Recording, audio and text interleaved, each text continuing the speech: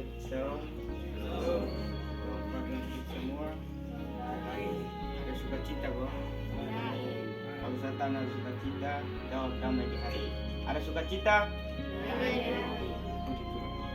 Jujur saudara, sekian lama kita libur, saya sudah rindu untuk memberitakan firman Tuhan kepada setiap saudara. Karena firman Tuhan ialah makanan pokok kita bagi setiap umat Kristen dalam kehidupan kita hari lepas hari hingga akhir zaman. Baik, kita masuk kepada bacaan kita pada pagi hari ini yang saya ambil dalam Injil Matius pasalnya yang ke-28, pasal yang terakhir, dan pada ayatnya yang ke-16 hingga ayatnya yang ke-20 di bawah perintah untuk memberitakan Injil. Ayat 16, dan ke-11 murid itu berangkat ke Galilea, ke bukit yang telah ditunjukkan Yesus kepada mereka. Ketika melihat dia, mereka menyembahnya, tetapi beberapa orang ragu-ragu. Yesus mendekati mereka dan berkata kepadaku, telah diberikan segala kuasa di sorga dan di bumi. Karena itu pergilah dan jadikanlah semua suku bangsa muridku, dan baptislah mereka dalam nama Bapa dan Anak dan Roh Kudus, dan ajarlah mereka melakukan segala sesuatu yang telah kuperintahkan kepadamu, dan ketahuilah aku menyertai kamu senantiasa sampai akhir zaman.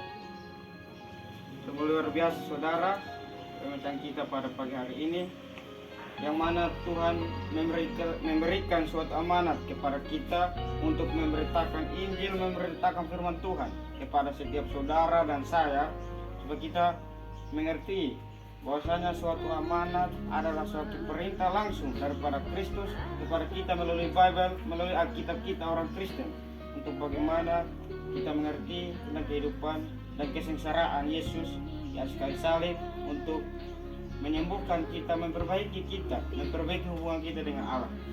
Baik, tema yang saya ambil untuk kita pada malam hari ini, pada pagi hari ini, menjadikan semua bangsa murid Kristus.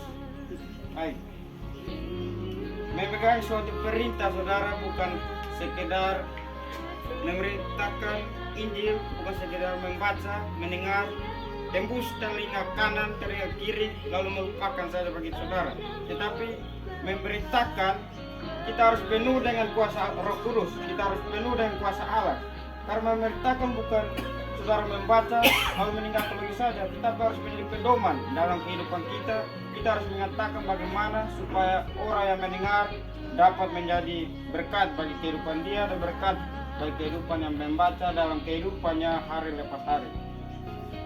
Kita ingat kisah Rasul Paulus ketika ia mengajarkan ajaran Kristus di masyarakat di Korintus. Disampainya di sana, tetapi dalam ajarannya itu penuh dengan penyesatan. Saya mau bilang bagi saudara, karena sebelum semester saya mendengar di sana di barisan saudara, tema kita memberitakan Injil Kristus, memberitakan firman, langsung dia menyebut Matius ayat 15. Kita tanpa sadari, saudara mendengar, tapi saudara tidak tahu bahwa penyesatan telah terjadi di sekolah ini. Memberitakan firman Tuhan bukan saudara sebenarnya membaca, tapi kita harus memperhatikan apa yang kita baca di dalam Alkitab, di dalam Bible kita orang Kristen. Di situ ada pasal, ada nama, ada ayat. Dan kita kalau membaca harus lengkap, jangan langsung menyebut Matius ayat 15. Ayat 15 terlalu banyak dalam Alkitab ini. Kita tidak tahu mau buka yang mana, para pasal berapa. Semua mendengarnya saja. Saya mau tegur tapi saya perasaan. Tetapi kalau kita mendengar begitu, kita harus menegur saudara. Karena ada tertulis, lebih baik tegur yang nyata daripada kasih tersebut. Amin dong?